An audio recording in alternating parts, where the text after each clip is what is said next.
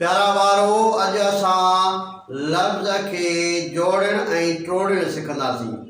पहिरीं असांखे इहो ॾिसणो आहे त लफ़्ज़ में कहिड़ा कहिड़ा अखर अचनि था ऐं कहिड़ा आवाज़ अचनि था।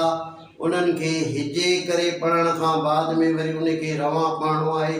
अचो त पहिरीं असां उन लफ़्ज़ खे ॾिसूं तो लफ़्ज़ कहिड़ो आहे।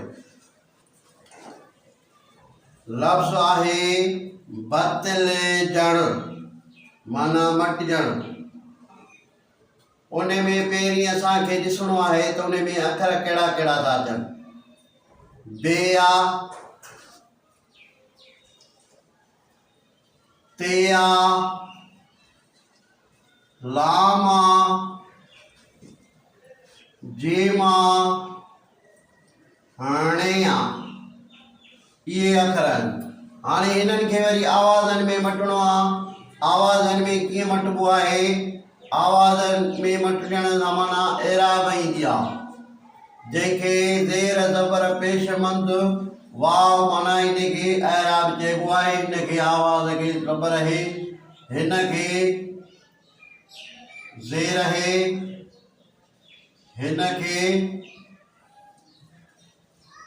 ज़ेर है, हिनखे ज़बर है, हिनखे पेश आहे।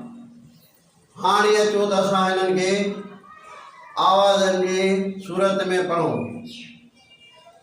पे खे ज़बर है आवाज़ थींदो प, ते खे ज़ेर है आवाज़ थींदो ते, लाम खे ज़ेर है आवाज़ थींदो ले, जीम खे आवाज़ खे माना ज़बर है आवाज़ थींदो ज।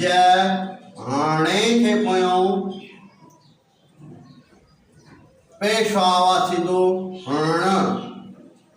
ब ते ले जण। हिजे करे पढ़ण सां बे ज़बर ब, ते ज़ेरे ते, लाम ज़ेरे ले, जीम ज़बर ज, हाणे पेश हण। बतलजण लफ़्ज़ थियो बतलजण। हाणे हिनखे गॾाए लिखण सां अध अखरी लिखबी।